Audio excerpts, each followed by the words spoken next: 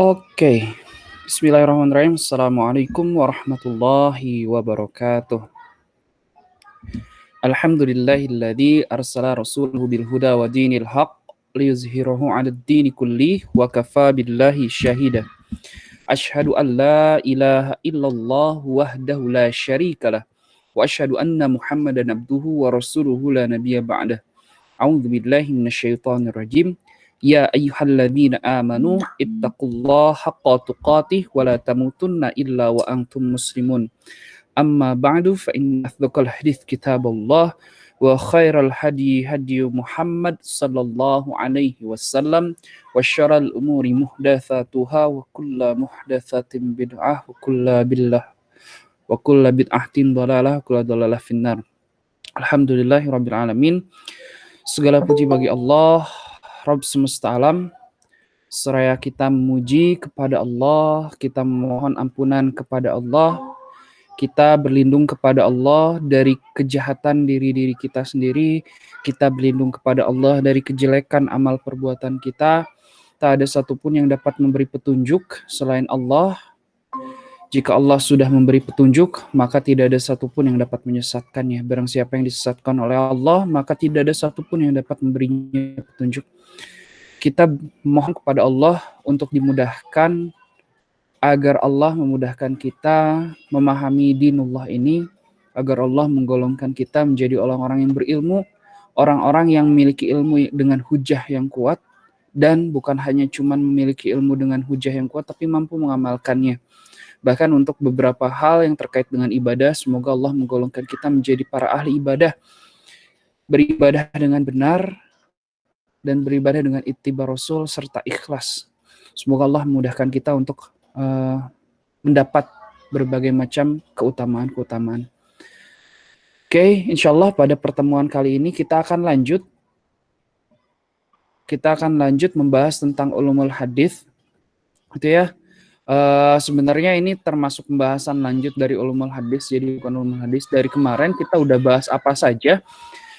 Di pertemuan pertama kita sudah membahas ini, gitu ya, tentang ulumul hadis. Hadis itu apa, bedanya hadis dan sunnah apa. Baru kita bahas juga pembagian hadis. Kita masuk juga pada pertemuan pertama membahas tentang sejarah dari awalnya kenapa sih hadis-hadis ini banyak dipalsukan. Baru kita membahas tentang Khawarij dan Syiah dan contoh-contoh dari hadis-hadis yang dipalsukan, gitu ya. Berikutnya di minggu yang lalu kita membahas beberapa hal di 2 minggu yang lalu ya, oke, tentang seleksi hadis. Ini yang minggu kedua. Jadi yang ini 3 minggu yang lalu, yang ini 2 minggu yang lalu, tentang seleksi hadis, ya, tentang seleksi hadis. Udah gitu kita ngebahas juga tentang penelitian hadis. Kenapa sih awalnya akhirnya ya dengan alasan-alasan yang sebelumnya, maka perlu untuk diseleksi, perlu untuk diteliti. Kira-kira apa saja yang diteliti, gitu ya. Baru kita membahas tentang macam-macam cacat-cacat hadis itu seperti apa, contoh-contohnya. Baru tahap menyeleksi hadisnya seperti apa. Jadi ada, mungkin ini sama seperti engineering ya, mengengineeringkan bagaimana cara menyeleksi hadis. Sehingga setiap orang yang melakukan langkah-langkah yang sama, pasti bisa menghasilkan ini dia bisa menentukan ini hadis sahih, hasan atau dhaif, gitu ya. Dengan kitab-kitab yang memang sudah ada, gitu ya. Bukan berarti dia menghafalkan semua, karena banyak banget, gitu ya. Jadi ada kitab-kitabnya, salah satunya Tahzibul Kamal, di sana tinggal dilihat, salah satunya dari sisi rawinya dilihat, gitu ya. Di kitab itu banyak juga disebutkan, misalnya Ayyash bin Malik atau siapa, gitu ya, Ismail bin Ayyash atau siapapun, gitu ya, Fulan bin Fulan, itu ada semua di sana, gitu ya. Dan penilaian-penilaian para ulama juga ada di sana. Pertama kita menyeleksi rawi, udah gitu sanad dan matannya, gitu ya. Baru berikutnya akhirnya nanti digolongkan ke hadis ini termasuk hadis yang sahih, hadis yang hasan atau hadis yang dhaif, gitu ya. Jadi hadis kemarin kita udah bahas ada 3 derajat, derajat pertama 2 3, hasan pertama kedua ketiga, dan dhaif 1 2 3 4 5 6. Nah, dari cacat-cacat hadis ini ada yang namanya hadis mu'dhal, mu'allaq, munqati gitu ya. Ada mursal gitu ya. Ada macam-macam. Nah, karena belum beres waktu itu, waktunya belum selesai, maka dilanjutkan ke minggu yang kemarin. Nah, ke minggu kemarin kita membahas hadis mudallas gitu ya, tadlis. Baru kita juga membahas kaidah usulnya. Oh, mohon maaf, di sini saya nulisnya kompromo. Maksudnya ada kaidah mengkompromikan bagaimana ketika ada dua hadis yang bertentangan. Gitu ya. Yang pertama yang harus diutamakan adalah kompromi. Gimana caranya dua hadis itu dua-duanya diamalkan. Baru berikutnya ketika memang tidak bisa, maka harus mencari, oh iya, ada kompromi atau kita bahas tentang kekhususannya. Bisa dikompromikan atau bisa, oh ternyata yang satu sama yang kedua itu bukan bertentangan, tapi kedua-duanya bisa dikompromikan, atau kedua-duanya bukan bertentangan, nggak bisa dikompromikan, tapi ternyata yang satu itu mengandung kekhususan gitu ya. Jadi dua-duanya bisa diamalkan. Ketika dua hal ini tidak bisa dilakukan, maka yang dilakukan berikutnya adalah menghapuskan, memilih gitu ya, menghapuskan atau memilih. Ketika memang nggak bisa dikompromikan, ketika kita nggak bisa melihat kekhususannya, maka kita coba memilih dan menghapus salah satu dari kedua hadis tersebut gitu. Baru kita pilih dan kita pilih yang lebih kuat, kita hapus yang lebih lemah gitu ya. Baru berikutnya masuk ke ditangguhkan. Ketika coba untuk menghapuskan dan memilih dengan metodenya ternyata tidak bisa dipilih, ternyata tidak bisa dihapuskan, maka yang berikutnya adalah kita menangguhkan gitu ya, menangguhkan dulu.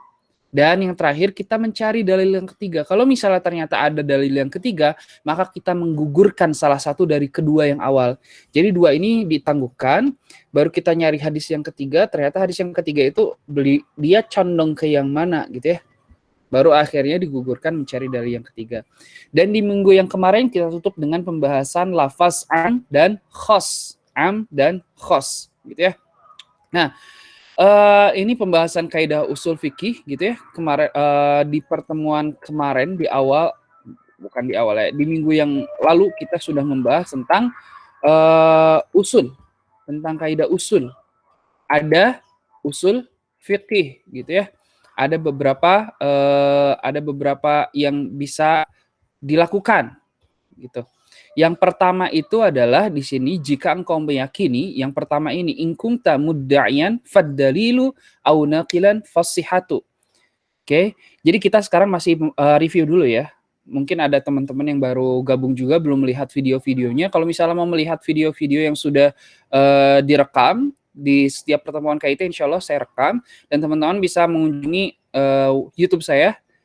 Tinggal dicari Hari Purnama, nanti teman-teman subscribe, teman-teman lihat juga di sana, teman-teman bisa mendengarkan pembahasan-pembahasan yang sebelumnya. Tapi insya Allah pada setiap pertemuan saya akan mencoba untuk review yang sebelumnya dan akan melanjutkan setelahnya gitu ya. Jadi yang pertama yang dilakukan adalah in kunta mudda'ilan faddalilu au naqilan fasihatu. Jika engkau meyakini maka buktikan dalilnya. Saya yakin sesuatu maka harus mana dalilnya gitu. Ketika udah mana dalilnya berarti kan itu mengutip ya. Ketika mengutip maka buktikan kesahihannya. Nah, yang kedua adalah al-amalu bid-dalilaini al-muta'aridaini aula min ilgha'i ahadihima. Apa artinya? Mengamalkan dua dalil yang berbenturan lebih baik daripada menyingkirkan satu di antaranya. Baru yang ketiga kita masukkan kaidah usul fikihnya. Ya, kita masukkan kaidah fikih atau usul fikihnya. Baru yang terakhir, oh iya, ini akhirnya kita bisa sesuatu itu bisa menjadi minhajul muslim. Berarti menjadi pedoman hidup gitu ya. Oke, ini pembagian lafaz. Jadi pembagian lafaz itu ada beberapa. Ada yang am, ada yang khos. Khos ini ada yang, nah nanti kita akan bahas. Khos ini ada beberapa hal. Am ini udah kita bahas kemarin ya. Yang khos juga secara garis besar kita udah bahas tuh khos itu kemarin seperti apa. Nah, nanti ada yang mutlak, ada yang muqayyad. Insya Allah di pertemuan kali ini kita akan bahas. Ada juga yang ada juga amr, ada juga nahyu, gitu ya. Nah, kita bahas satu-satu sekarang. Jadi ada yang namanya lafaz mutlak. Lafaz mutlak itu apa? Lafaz mutlak adalah suatu lafaz tertentu yang belum ada kaitan atau belum ada batasan dengan lafaz yang lain yang mengurangi keseluruhan jangkauannya. Jadi ini kayak general, gitu ya, general. Dan belum ada suatu kaitan atau batasan yang akhirnya mengurangi jangkauannya. Pokoknya haram misalnya. Ya udah, berarti memang mutlak. Nah, ada lafaz yang mutlak, satu lafaz tertentu yang belum ada kaitan atau batasan dengan lafaz lain yang mengurangi keseluruhan jangkauannya. Seperti itu. Itu yang pertama yang mutlak. Yang berikutnya yang kedua adalah yang muqayyad. Muqayyad itu apa? Nanti ada contohnya juga. Satu lafaz yang ada batasan atau ikatannya dengan lafaz lain. Karena ada batasan, maka akan mengurangi jangkauannya. Jadi kalau yang mutlak tuh tadi nggak ada batasan. Mutlak aja kayak gitu. Umum. Yang tertera di situ ya udah itu yang dipakai. Tapi kalau lafaz yang muqayyad, maka ada lafaz tertentu yang ternyata dia ada batasan. Kenapa? Karena ada lafaz lain yang mengurangi jangkauannya. Sebagai contoh dari lafaz muqayyad. Ini di surat Al-Mujadilah ayat 3 sampai ke 4. Akang coba untuk baca artinya saja ya. Jadi artinya seperti ini. Oke, Akang baca artinya aja deh. Orang-orang yang menzihar istri mereka, kemudian mereka hendak menarik kembali apa yang mereka ucapkan, maka wajib atasnya memerdekakan seorang budak sebelum kedua suami istri itu bercampur. Demikianlah yang diajarkan kepada kamu. Dan Allah maha mengetahui apa yang kamu kerjakan. Barang siapa yang tidak mendapatkan budak, ternyata nggak ada nih budak di zaman sekarang, maka wajib atasnya berpuasa 2 bulan berturut-turut sebelum keduanya bercampur. Maka siapa yang tidak kuasa terhadapnya, maka wajib atasnya memberi makan 60 orang miskin. Demikianlah supaya kamu beriman kepada Allah dan Rasul-Nya, dan itulah hukum Allah, dan bagi orang-orang kafir ada siksaan yang sangat pedih. Nah, di sini ada kata-kata di ayat ini, di ayat 3 sampai 4 ini ada kata-kata raqabatin. Ada kata-kata raqabatin. Raqabatin ini adalah lafaz mutlak. Raqabatin ini lafaz mutlak. Nah, ada lagi. Yang pertama itu ya. Itu adalah lafaz mutlak. Yang kedua, ada yang lafaz mutlak lagi di surat An-Nisa ayat 23. Ada kata-kata ummahatu. Artinya seperti ini. Diharamkan atas kamu mengawini ibu-ibumu, anak-anakmu yang perempuan, saudara-saudaramu yang perempuan, saudara-saudara bapakmu yang perempuan, saudara-saudara ibumu yang perempuan, anak-anak perempuan dari saudara-saudaramu yang laki-laki, anak perempuan dari saudara-saudaramu yang perempuan, ibu-ibumu yang menyusui kamu, saudara perempuan sepersusuan, ibu-ibu istrimu, anak-anak istrimu yang dalam pemeliharaanmu dari istri yang telah kamu campuri, tetapi jika kamu belum campur dengan istrimu itu dan sudah kamu ceraikan, maka tidak berdosa kamu mengawininya. Dan diharamkan bagimu istri-istri anak kandungmu atau menantu dan menghimpun dalam perkawinan 2 perempuan yang bersaudara, kecuali yang telah terjadi pada masa lampau. Sungguhnya Allah Maha Pengampun lagi Maha Penyayang. Ada kata-kata wa ummahatu. Wa ummahatu. Nah, ummahatu itu mutlak. Gitu ya. Berikutnya di surat An-Nisa. Di An-Nisa ini ayat An-Nisa ayat 11. Allah mensyariatkan bagimu tentang pembagian pusaka untuk anak-anakmu, yaitu bahagian seorang anak laki-laki sama dengan bahagian 2 orang anak perempuan. Dan jika anak itu semuanya perempuan, lebih dari 2. Jika anak itu semuanya perempuan lebih dari 2, maka bagi mereka 2/3 dari harta yang ditinggalkan. Jika anak perempuan itu seorang saja, maka ia memperoleh separuh harta. Dan untuk 2 orang ibu bapak bagi masing-masing 1/6 dari harta yang ditinggalkan. Jika yang meninggal itu mempunyai anak, jika orang yang meninggal itu mempunyai anak. Jika orang yang meninggal tidak mempunyai anak dan ia diwarisi oleh ibu bapaknya saja, maka ibunya mendapat 1/3. Jika yang meninggal itu mempunyai beberapa saudara, maka ibunya mendapat 1/6. Pembagian-pembagian tersebut di atas sudah dipenuhi wasiat yang ia buat dan sesudah dibayar hutangnya. Tentang orang tuamu dan anak-anakmu, kamu tidak mengetahui siapa di antara mereka yang lebih dekat atau banyak manfaatnya bagimu. Ini adalah ketetapan dari Allah. Sesungguhnya Allah Maha mengetahui lagi Maha bijaksana. Ada kata-kata, ada lafaz wasiyatin dalam ayat itu. Itu adalah lafaz mutlak tanpa ada batasan. Apakah wasiat itu 1/2, 1/3 atau seluruh harta yang ditinggalkan? Akan tetapi ada hadis Rasulullah Shallallahu Alaihi Wasallam yang menjelaskan bahwa Sa'ad bin Abi Waqqas bertanya kepada Rasulullah dalam suatu dialog ketika bertemu atau mengunjungi ketika sakit. Nah, beberapa harusnya batasan wasiat dalam harta itu. Rasulullah Shallallahu Alaihi Wasallam menjawab 1/3 dan 1/3 itu banyak. Ats-tsalatsah was-tsalathi kabir. Gitu ya. Nah, jadi ada kaidah ketika ada suatu yang umum, ternyata ada yang khusus. Nah, khusus untuk yang kalau yang pertama yang tadi yang tentang tentang kawin, tentang menzihar itu adalah lafaz yang mutlak misalnya. Ada raqabatin. Ada raqabatin itu adalah lafaz yang mutlak. Udah raqabatin itu ada lagi di surat An-Nisa ayat 11 ada. Mohon maaf, yang pertama itu di surat Al-Mujadilah 34 ada kata-kata raqabatin, itu adalah lafaz yang mutlak.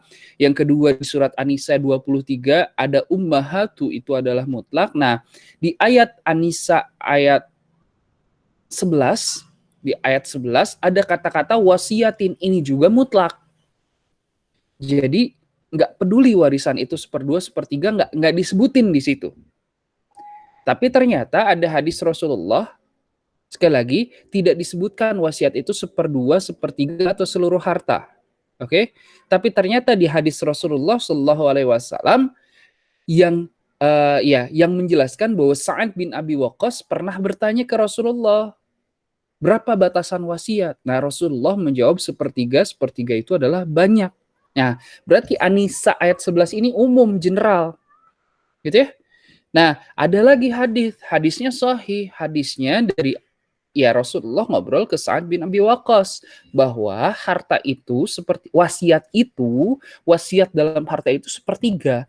Maka ada kaidahnya apa? Menarik yang mutlak ke muqayyad itu wajib. Mutlak itu umum, muqayyad itu yang ada tadi apa muqayyad? Yang ada batasan. Akhirnya ada lafaz yang membuat suatu batasan, gitu ya. Jadi asalnya yang mutlak, yang jangkauannya luas, pokoknya semua harta akhirnya dibatasi pada 1/3 dan 1/3 itu banyak. Maka wasiat itu jadi maksimal 1/3. Sekali lagi kaidahnya adalah menarik mutlak ke muqayyad itu wajib jika bertemu dengan sebab dan hukumnya. Gitu ya. Jika bertemu dengan sebab dan hukumnya. Sekali lagi akan ulang. Hamlul mutlaqi alal muqayyadi wajibun idza ittafaqa fis sabati wal hukmi. Menarik yang mutlak ke yang muqayyad itu wajib. Itu wajib jika bertemu dengan sebab dan hukumnya. Seperti itu. Jadi ada yang mutlak, ada yang muqayyad, lafaz-lafaz itu tergantung gitu ya. Maka sekali lagi gimana caranya biar kita tahu? Maka ketika membahas tentang sesuatu selalu akan ulang-ulang di awal juga di pertemuan-pertemuan sebelum-sebelumnya bahwa ketika kita membahas sesuatu itu harus secara mungkin bahasa Akang tuh tematis. Maksudnya tematis itu seluruh maksud Akang tematis ya. Akang nggak tahu sebenarnya ini definisi tematis yang pakem atau bukan. Menurut Akang tematis itu, definisi Akang tematis itu adalah semua dalil-dalil tentang suatu masalah itu dikumpulkan dulu. Setelah dikumpulkan baru kita bisa mencoba untuk merumuskan sebenarnya maksud dari suatu hukum itu seperti apa. Karena kita nggak tahu Jangan-jangan memang lafaznya mutlak, ketika memang kita nyari semuanya nggak ada lagi yang mengkhususkan. Maka harus tetap dimutlakan, nggak boleh dikhususkan. Nah, namun ketika memang kita ada tahu bahwa ada lafaz-lafaz yang muqayyad gitu ya, lafaz tertentu yang akhirnya dia mengurangi jangkauan dari yang mutlak gitu ya, walaupun ada lafaz mutlak di sana gitu ya, seperti tadi di surat An-Nisa, bukan berarti Rasulullah itu bertentangan gitu. Kalau Rasulullah Shallallahu Alaihi Wasallam bertentangan, pasti Allah langsung menegurnya, sama seperti peneguran Allah kepada Rasulullah Shallallahu Alaihi Wasallam di beberapa ayat dalam Al-Quran gitu kan ya.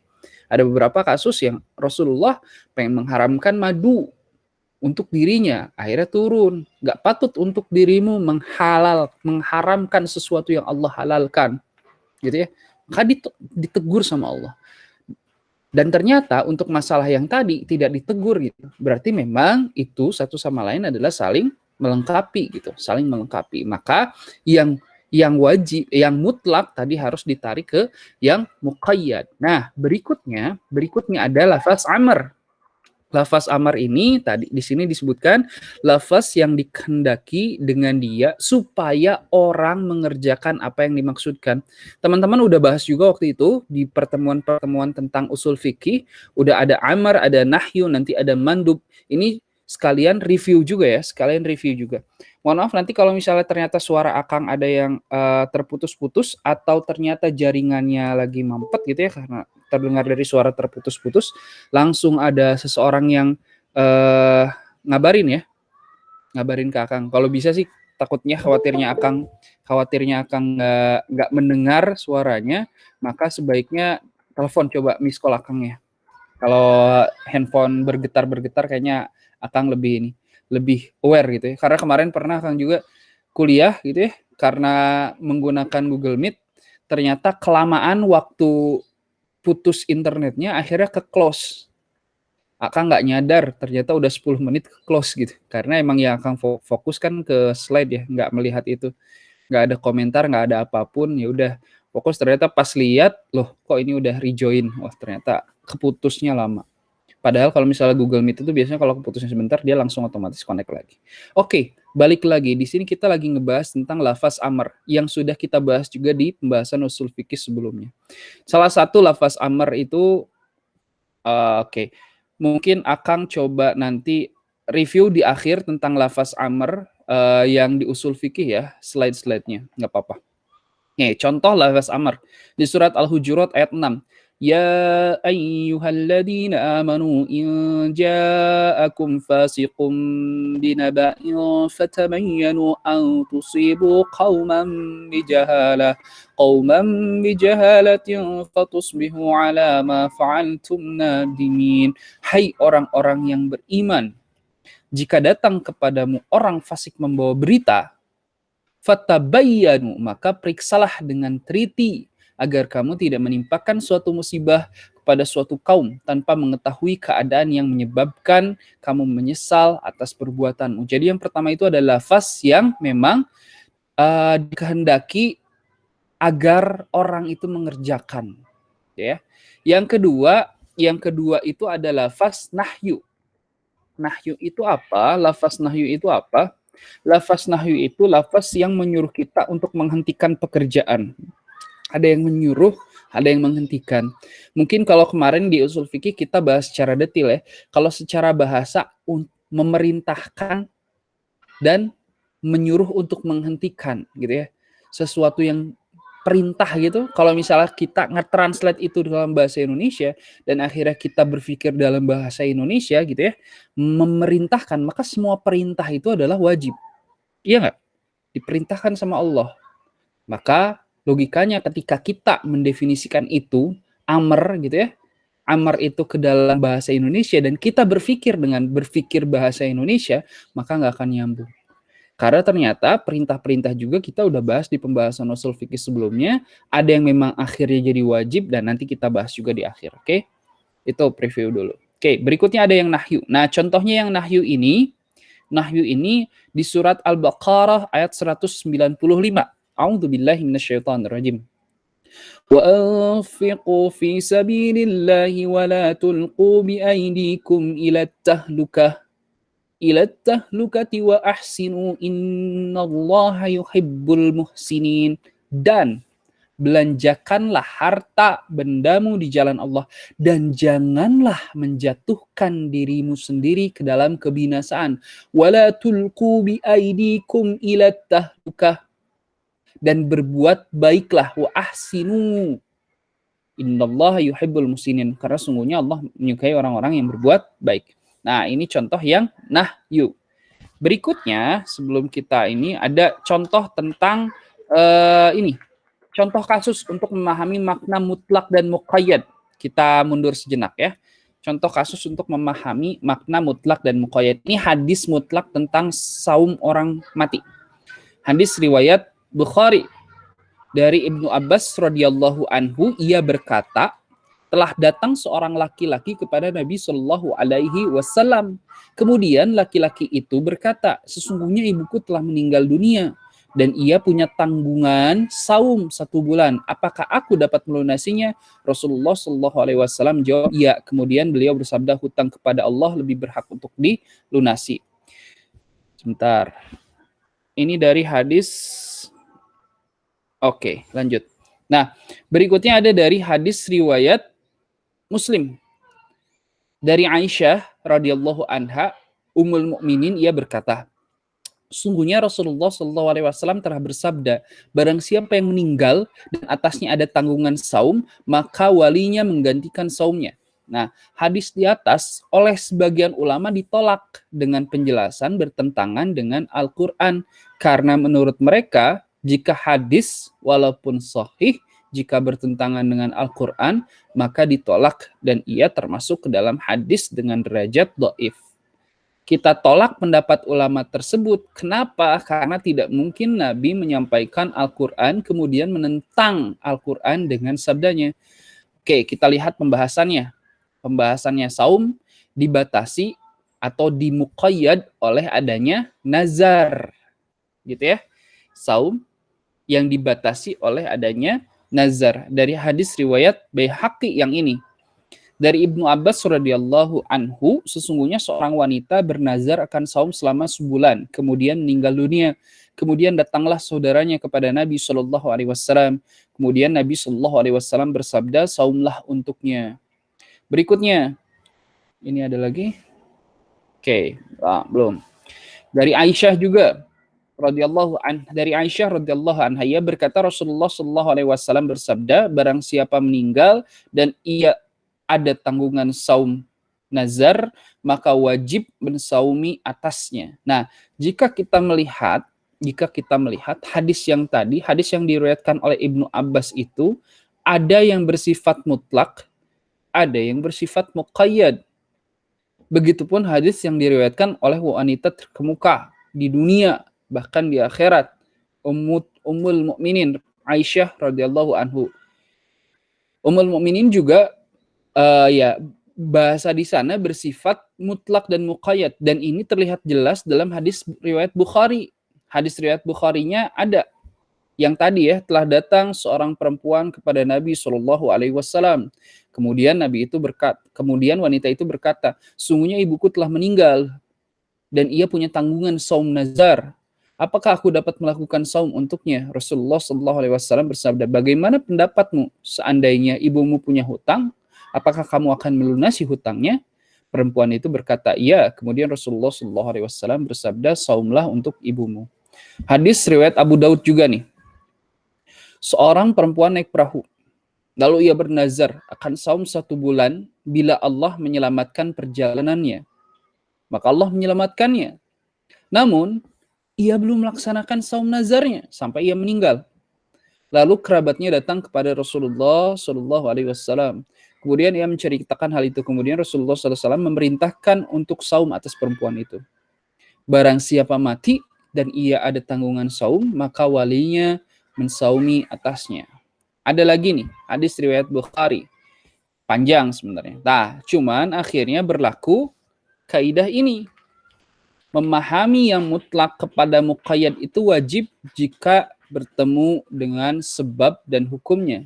Jadi, yang dimaksud saum dari hadis riwayat Ibnu Abbas dan Aisyah adalah saum nazar. bukan saum yang general, tapi adalah saum nazar, seperti itu contohnya. Nah, berikutnya kita masuk ke sekilas hukum syar'i. Kenapa sih kita ngebahas hukum syar'i? Sama seperti yang udah dibahas, mungkin direview lagi dari pembahasan sebelumnya di usul fikih. Bahwa kenapa kita membahas hukum syar'i? Tapi sebelum kita membahas hukum syar'i, sebenarnya siapa sih yang akhirnya terkekang dengan hukum syar'i? Terikat, bukan terkekang, terikat oleh hukum syar'i.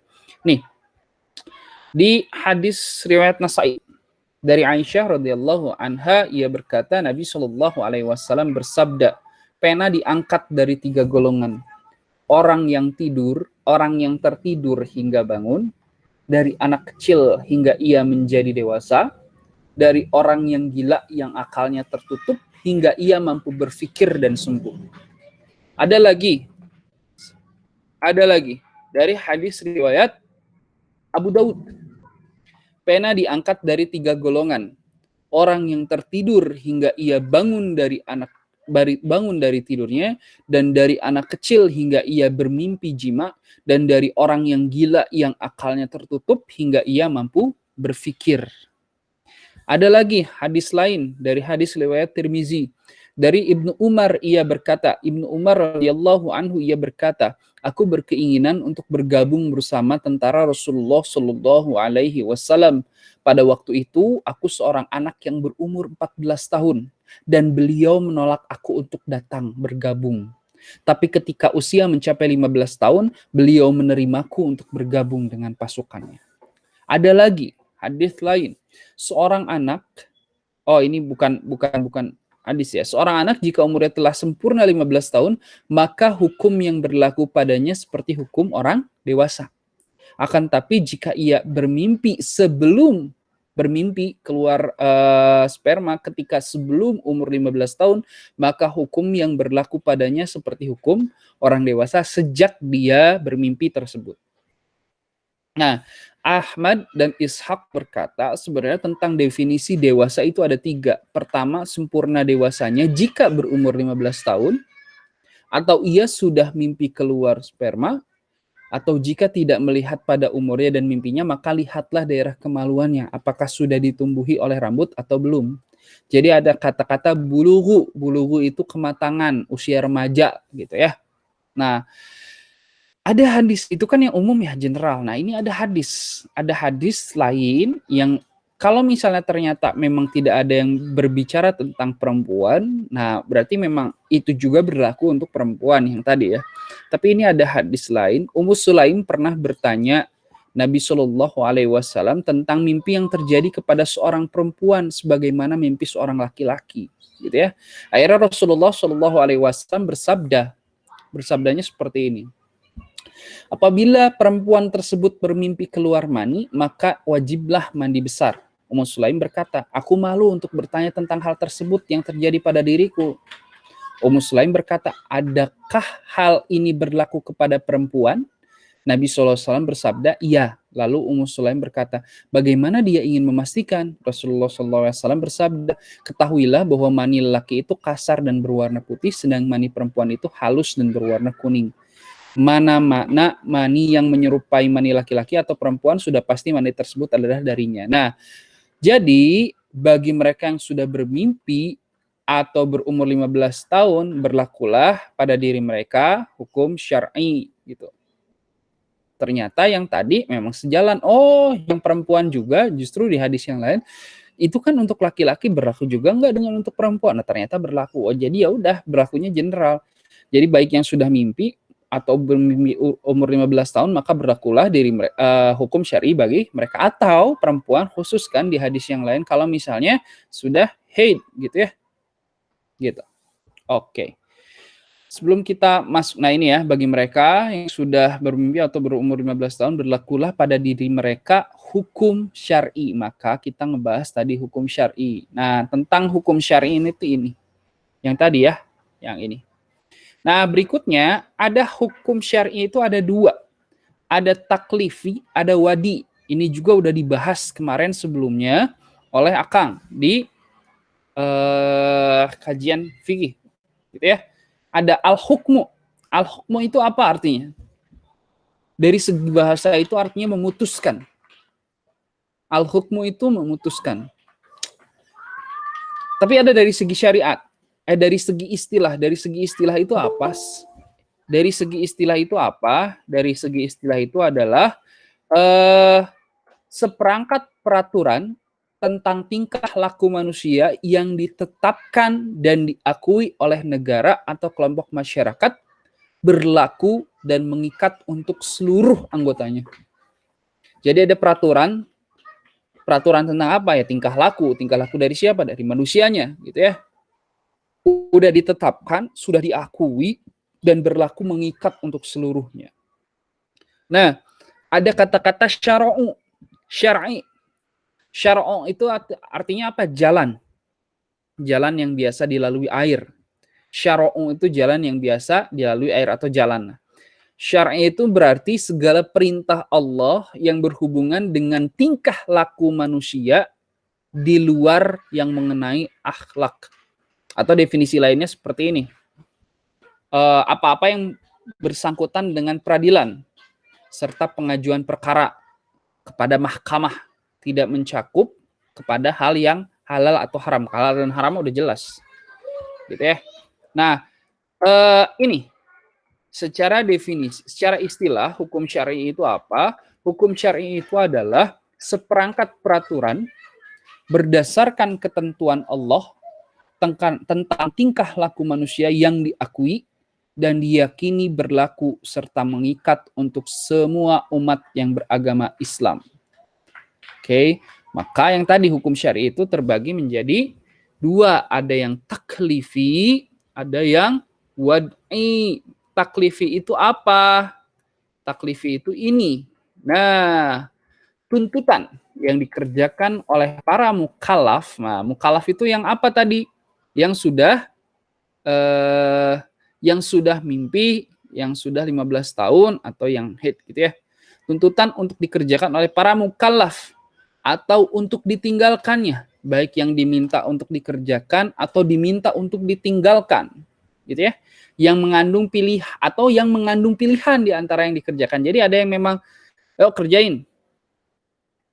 Jangan kerjain itu.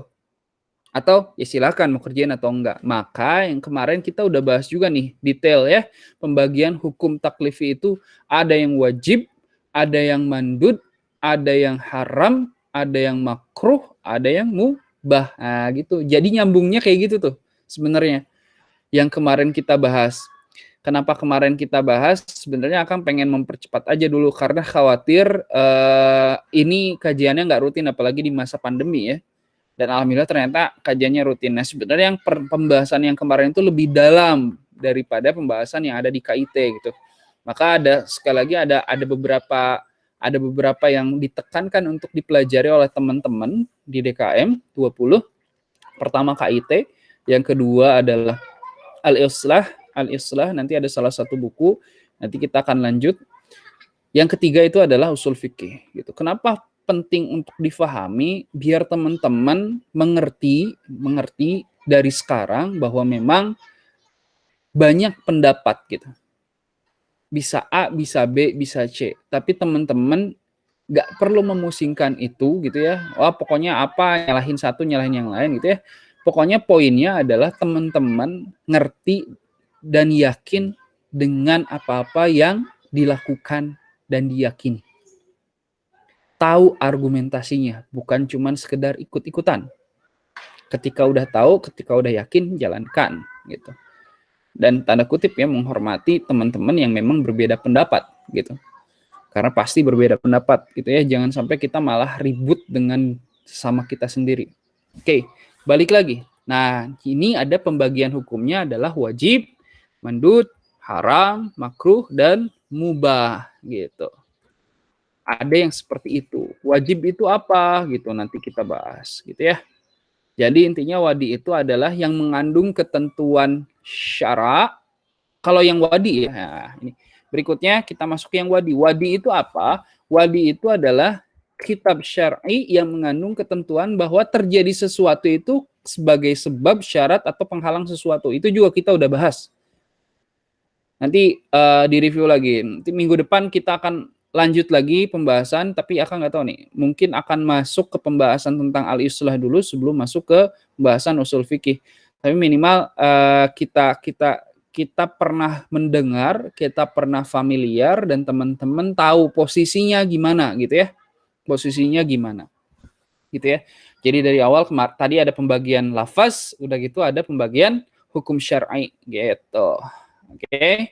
Nah, yang di sini ada yang namanya mani, ada yang namanya rukhsah, ada yang namanya azimah, ada yang namanya sihah, bultan, sebab, dan syarat. Gitu ya. Azimah itu apa? Azimah itu hukum yang ditetapkan Allah pertama kali dalam bentuk hukum-hukum umum. Gitu ya. Tentang ada yang tentang azimah, tentang rukhsah. Kalau yang rukhsah itu hukum yang berlaku terhadap suatu dalil, menyalahi dalil yang ada karena uzur. Gitu ya. Contoh, wajib sholat, tapi kalau orang yang sakit, wajib sholat berdiri. Tapi kalau yang sakit boleh duduk, boleh apa gitu. Jadi ada tanda kutip ya bahasanya kayak gitu ya. Hukum yang berlaku berdasarkan suatu dalil menyalahi dalil yang ada. Menyalahi dalil yang ada. Karena adanya uzur. Itu ya. Karena ada yang uzur. Nih ada contoh pemahaman hukum syar'i. Contoh pemahaman hukum syar'i itu ada di surat Al-Baqarah ayat 183 sampai 184. Akang baca artinya aja ya. Hai orang-orang yang beriman, diwajibkan atas kamu berpuasa sebagaimana diwajibkan atas orang-orang sebelum kamu agar kamu bertakwa, yaitu dalam beberapa hari yang ditentukan, beberapa hari yang tertentu. Maka barang siapa di antara kamu ada yang sakit atau dalam perjalanan lalu berbuka, maka wajib baginya berpuasa sebanyak hari yang ditinggalkan pada hari-hari yang lain. Dan wajib bagi orang-orang yang berat menjalankannya jika mereka tidak berpuasa membayar fidyah, yaitu memberi makan seseorang yang miskin. Barang siapa dengan kerelaan hati mengerjakan kebaikan, maka itulah lebih baik baginya, dan berpuasa lebih baik bagi kamu jika kamu mengetahui. Nah, secara hukum taklifi, saum itu wajib. Oke. Secara hukum taklifi, saum itu adalah wajib. Gitu ya. Terlihat dari kata-kata kutiba alaikumus syiyam, telah diwajibkan bagi kalian untuk saum. Nah, hukum wajib itu keluar jika dalam kitab syar'i itu terdapat beberapa hal. Yang pertama, kata-kata yang tegas seperti kata-kata kutiba. Kutiba adalah perkataan yang tegas dan mengandung arti diwajibkan. Atau yang kemarin kita udah bahas juga, review menggunakan fi'il amr, serta dikuatkan pula dengan kata-kata tegas seperti firman Allah. Misal, famastamta'tum bihi minhunna fa'tuhunna ujurahunna faridah. Maka istri-istri yang kamu yang ceraikan, berikan kepada mereka maharnya sebagai suatu kewajiban. Berikan kepada mereka maharnya sebagai suatu kewajiban, itu merupakan fi'il amr. Atuhunna itu adalah fi'il amr, kata kerja untuk memerintahkan suatu perbuatan agar dikerjakan. Ya. Jadi memberikan mahar kepada istri yang dicerai itu hukumnya wajib. Terlebih lagi ditambah dengan kata-kata faridoh. Faridoh itu ada faridoh. Faridoh itu adalah suatu kewajiban. Nah, atau jadi yang pertama tegas, jelas, yang kedua adalah fi'il amr, yang ketiga adalah diterangkan sanksi bagi orang yang tidak menjalankan. Contoh, surat An-Nisa ayat 14. Barang siapa mendurhakai Allah dan Rasul-Nya dan melanggar ketentuan-ketentuannya, niscaya Allah memasukkan ke dalam api neraka, sedang ia kekal di dalamnya, dan baginya sisa yang menghinakan. Nah, di sini di ayat ini mengancam orang-orang yang tidak mau membagikan harta warisan. Lihat di surat An-Nisa ayat 11, 12, dan 13-nya. Ketika tidak mau membagikan, maka kata Allah, barang siapa yang mendurhakai Allah dan Rasul-Nya dan melanggar ketentuan-ketentuannya, niscaya Allah memasukkan ke dalam api neraka. Nah, ini ada ketentuan, maka jadi mau membagikan harta warisan sesuai dengan hukum Allah adalah wajib. gitu ya. Gitu. Jadi kata kutiba dalam Al-Baqarah di atas menunjukkan bahwa secara hukum taklifi saum wajib, dan jika kita melihat secara hukum wadi kalimat ya ayyuhalladzina amanu, hai orang-orang yang beriman, itu general ya. Baik laki-laki, perempuan yang sakit, tidak sakit, haid atau tidak haid. Ya ayyuhalladzina amanu kutiba. Kutibanya wajib. Kutibanya udah jelas tuh. Wajib.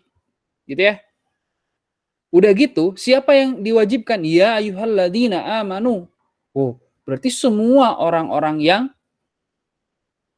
hai orang-orang yang beriman ya, semua orang-orang yang beriman wajib gitu. Ketika cuman sampai ya ayyuhalladzina amanu kutiba alaikumusiyam gitu. Nah, mereka wajib melakukan saum, ketentuan Allah itu ya, ketentuan Allah secara umum ini disebut azimah gitu ya. Gitu. Baru nanti kan ada yang ada berikutnya penjelasan, oh ternyata bukan tapi kalau misalnya sekali lagi kalau berhenti di situ ya general, ya alladzina amanu kutiba, maka semuanya.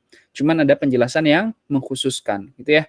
Nah, ketentuan umum ini disebut sebagai azimah. Ya alladzina amanu kutiba itu adalah azimah. Nah, hukum yang ditetapkan Allah pertama kali dalam bentuk-bentuk hukum gitu ya, itu adalah azimah. Tapi kalau kita melihat hanya dengan ketentuan hukum ini, maka agama itu tidak sesuai dengan fitrah dan malah memberatkan. Sedangkan Allah Subhanahu wa taala mengingatkan dalam ayatnya, Allah menginginkan kemudahan bukan kesusahan. Allah bikumul yusra wala yuridu bikumul usra. Ya, gitu ya.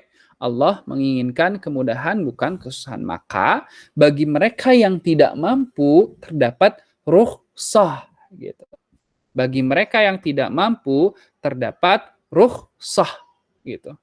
Rukhsah itu adalah ya tadi yang menyalahi dalil, suatu dalil yang menyalahi dalil yang ada gitu. Karena ada uzur yang tadi, oh iya ada rukhsah, maridon au ala safarin. Nah, itu adalah rukhsahnya. Siapa yang mendapat rukhsah? Rukhsah yang mereka dapatkan adalah membayar qada sebanyak hari yang ditinggalkan. Atau yang kedua adalah alladzina yutiqunahu, termasuk ke dalamnya orang-orang tua, ibu menyusui dan hamil, serta orang yang kuat saum, tapi jika ia saum akan membahayakan sakit. Dan rukhsah bagi mereka yang memberi makan pada orang miskin sebanyak hari yang mereka tinggalkan. Nah, berikutnya ada yang namanya mandub. Nah, ini akan review juga karena udah pernah dibahas ya. Mandub sunnah tatawu atau mustahab. Mandub ini artinya seruan yang penting. Nah, akhirnya nanti jadi sunnah gitu. Sesuatu yang diberi pahala orang yang melakukannya dan tidak disiksa bagi yang meninggalkannya. Nanti akhirnya jadi sunnah nih, gitu ya. Gitu.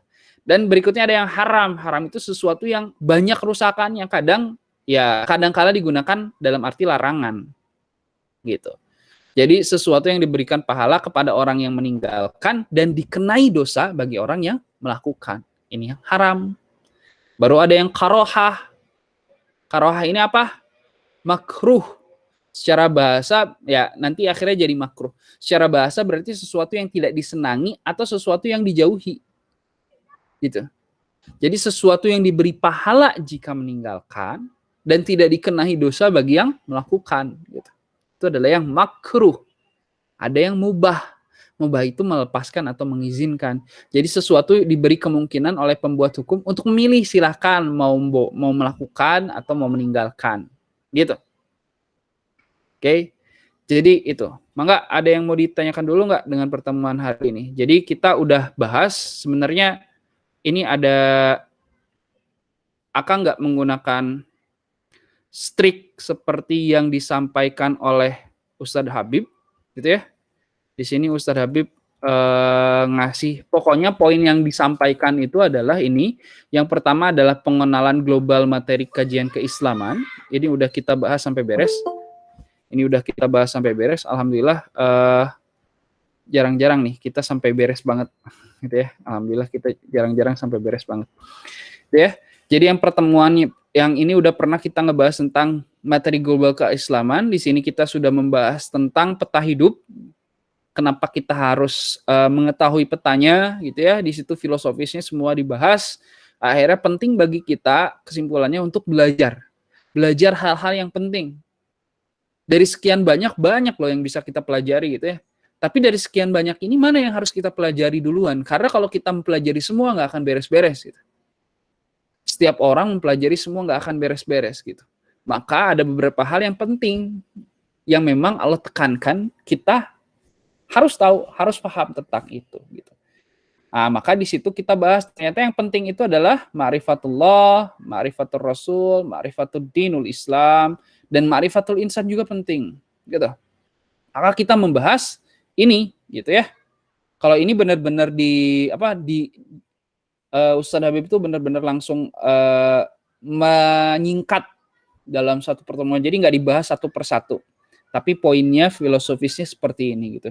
Maka di Ma'rifatullah kita bahas tentang makna Allah, makna Rob, bagaimana cara kita mengenal Allah, mengapa kita harus beribadah kepada Allah, hak hamba Allah gitu ya. Oh ternyata Rob kita itu seperti ini loh gitu ya. Maka kita harus ya beribadah kepada Allah. Kita harus melakukan hak-hak Allah agar kita juga mendapat hak hamba gitu ya. Kita harus melakukan hak Allah agar kita juga mendapatkan hak kita gitu. Hak kita adalah tidak diazab, hak Allah kita nggak syirik sama Allah dan kita ibadah sama Allah, maka hak hamba adalah tidak diazab gitu ya. Kita dapat itu di sini. Dan teman-teman diminta untuk belajar lebih dalam tentang ma'rifatullah. Allah punya asmaul husna gitu ya, ketika berdoa dan segala macam. Allah punya aturan-aturan. Oh kamu harus sabar dan kamu harus syukur, kamu harus apa, kamu harus apa. Nah Allah punya aturan-aturan itu. Maka kita harus pelajari gitu ya. Allah tuh sukanya gimana, Allah nggak sukanya kayak gimana. Baru berikutnya, kita nggak ketemu sama Allah, ya Allah juga nggak langsung ngobrol sama manusia. Allah ngasih itu melalui perantara Rasul. Maka yang kedua kita penting untuk belajar Rasul gitu ya. Di sini kita belajar makna Nabi dan Rasul. Ternyata Nabi dan Rasul itu sama-sama diperintahkan oleh Allah untuk menyebarkan, mendakwahkan. Bukan berarti Nabi untuk dirinya, bukan. Tapi ternyata Nabi dan Rasul itu sama untuk menyebarkan. Jadi bedanya apa? Oh ternyata kita bahas di sini. Akhirnya bedanya apa Nabi dan Rasul? Tentang syariat. Syariat yang disampaikan. Kalau Nabi ya syariat yang udah ada dulu, tapi kalau Rasul syariatnya yang baru gitu. Nah akhirnya kenapa sih Allah mengutus Nabi dan Rasul? Oh ternyata Allah mengutus Nabi dan Rasul karena banyak orang yang tidak beribadah akhirnya sama Allah atau menduakan Allah, dan banyak orang yang syirik sama Allah gitu ya, syirik itu menduakan Allah. Baru berikutnya, oh ternyata Rasul itu cuma menyampaikan risalah gitu. Kita ditekankan di sini Rasulullah SAW itu cuma menyampaikan risalah, tidak menambah, tidak mengurang. Tidak menambahkan, tidak mengurangi. Maka penting bagi kita, ini konsep yang penting bahwa kita juga nggak boleh menambahkan, nggak boleh mengurangi apa yang sudah Rasulullah sampaikan. Ketika memang haram, haram. Ketika memang halal, halal. Yang haram nggak boleh jadi halal, yang halal nggak boleh jadi haram. Sama kedua-duanya. Kalau misalnya sesuatu itu haram gitu, sesuatu itu haram, misalnya khamar itu haram, kita udah jelas nggak mungkin menghalalkan yang haram gitu ya. Tapi kadang-kadang kita lupa dengan mengharamkan yang halal. Oke, balik lagi. Kalau sesuatu itu haram, ya nggak mungkin kita halalkan kan? Clear yang itu. Kalau yang haram dihalalkan itu kemungkinan enggak lah. Tapi yang general ya kayak khamar, kayak babi yang kayak gitu, anjing makan anjing, itu kan sesuatu yang jelas keharamannya. Maka ketika ada orang Islam yang malah menghalalkannya, justru kita tahu bahwa dia aneh gitulah ya. Simpelnya kayak gitu. Tapi biasanya yang khawatir itu ada orang-orang yang mengharamkan yang Allah halalkan. Mengharamkan yang Allah halalkan, padahal sebenarnya Allah itu menghalalkan, tapi kok malah orang-orang mengharamkan. Itu yang kadang-kadang luput. Bahkan Nabi Shallallahu Alaihi Wasallam pun luput kan waktu dulu. Akhirnya Allah Subhanahu Wa Taala langsung ngasih teguran gitu ya, ngasih teguran. Maka penting juga itu gitu ya. Ternyata Rasul sebagai risalah Rasul itu ada diri Rasul sebagai Rasul dan diri Rasul sebagai manusia. Nah nanti kita akan bahas di Arisalah. Sebenarnya penting untuk mencontoh Rasul itu di bagian mana. Baru kita bahas gimana cara Rasul untuk menjalankan apa yang Allah perintahkan kepadanya. Nah, ada dakwah tilawah, tazkiyah, tarbiyah, jihad gitu ya. Ini konsep, ada konsepnya tilawah, tazkiyah, tarbiyah, jihad. Tilawah membacakan, tazkiyah mensucikan, tarbiyah membina gitu ya. Membinanya seperti waktu itu filosofisnya itu kayak ada bibit biji tanaman, kita dipupuki, disirami terus sampai benar-benar akhirnya besar gitu ya, sampai akarnya menghujam ke bumi kuat, itu batangnya kokoh, daunnya rindang, dan berbuah yang banyak gitu ya. Nah, luar biasa tuh. Nah, itu tarbiyah, step by step, nggak bisa langsung. Baru berikutnya jihad untuk dakwah. Nah, berikutnya yang diajarkan itu apa? Nabi Rasul itu bawa apa? Bawa dinul Islam, bawa aturan yang tadi gitu. Hukum syar'i gitu. Nih, ada aturan-aturannya. Gitu ya. Jadi kita diperkenalkan juga, ternyata hukum dinul Islam tuh luas banget. Makanya sekali lagi nggak mungkin, ya sangat sayang kalau misalnya kita malah memahami yang salah dulu gitu. Bukan yang salah. Itu memang benar perlu dipahami tapi tidak, makanya ada fardu ain, ada fardu kifayah gitu ya. Ada sesuatu yang wajib untuk diri sendiri, ada yang wajib untuk bareng-bareng gitu ya. Ya justru yang wajib untuk bareng-bareng dinantikan dulu, justru yang poin yang penting itu wajib untuk diri sendiri dulu gitu. Gitu ya, karena yang poin untuk wajib untuk bareng-bareng insya Allah akan ada orang-orang yang menjalankan, karena sekarang banyak kan orang-orang, sudah banyak orang-orang yang paham Islam dan sudah banyak juga orang-orang yang menjalankan. Gitu ya, baru nanti ada subkajian lagi. Ini syahadatain itu sebenarnya subkajian dari dinul Islam, dari rukun Islam. Sholat, zakat, puasa, naik haji itu biasanya sering dibahas, tapi yang syahadatain ini jarang dibahas, maka dibahas tuh di sana. Ada syaratnya, ada rukun-rukunnya, ada segala macamnya, ada al-wala wal bara dan segala macamnya, itu dibahas di sini. Baru berikutnya ma'rifatul insan, makna, komponen dan kawan-kawan. Nah, sebenarnya bahasan tuh ulumul hadis, tapi kemarin akan coba untuk bahas ulumul Quran dulu, diberesin. Jadi ulumul Quran ada tafsir, akan memperkenalkan tafsir itu kayak gimana gitu ya. Ada tafsir gitu. Udah gitu nggak bisa cuman sekedar dari kata, tapi kita harus melihat apa asbabun nuzulnya gitu ya. Maka penting asbabun nuzul itu kadang-kadang sesuatu, bahkan bukan cuman kita, para sahabat pun dulu pernah ada yang salah memahami ketika memang tidak mengerti asbabun nuzul, hanya cuman sekedar dari katanya doang gitu. Dari kalimatnya doang itu banyak yang bermasalah, maka penting untuk memahami asbabun nuzul. Jadi nanti ada muhkam, mutasyabbih, ada am, khos, mutlak, muqayyad, matuk, mafhum gitu kan. Nah, itu dibahas di sini. Baru setelah itu ngebahas kemarin tentang ulumul hadis. Nah, yang ini nih, yang panjang ini nih. Sebenarnya ulumul hadis itu sampai cara menyeleksi hadis. Nah, kemarin kita udah membahas tentang pembahasan kaidah usul ya. Gimana caranya dua bertentangan. Udah gitu tentang pembagian lafaz ini udah juga kita bahas. Dan barusan udah hukum taklifi dan wadi. Dan alhamdulillah berarti kita semua sudah menjalani dari awal sampai akhir. Dan alhamdulillah juga mungkin ini berkah dari work from home ya, work from home. Jadi kerja dari rumah, karena kita online, jadi sangat mudah untuk direkam. Jadi insya Allah semua mulai kapan ya? Mulai pada saat kita online. Semua kajian insya Allah akan sudah rekam. Jadi teman-teman, walaupun teman-teman tidak bisa hadir pada saat hari H KIT, teman-teman bisa memutar kembali video-video kajiannya gitu ya. Silahkan difahami karena ini adalah sesuatu yang penting untuk teman-teman pahami. Itu apalagi yang empat makrifat yang awal gitu ya. Kalau ulumul hadis dan ulumul Quran itu sebagai salah satu wawasan bagi teman-teman. Oh, ternyata seperti ini ya gitu ya. Ternyata seperti ini, akhirnya harapannya teman-teman bisa menjadi lebih bijak dalam bersikap, dalam berpikir gitu ya. Bahkan lebih kuat lagi hujah dalam berpikir. Oh, ternyata memang seperti ini nih, ilmunya ada loh gitu ya. Seperti itu. Insya Allah. Maka sebelum udah 17.00, jika ada yang mau ditanyakan, silakan.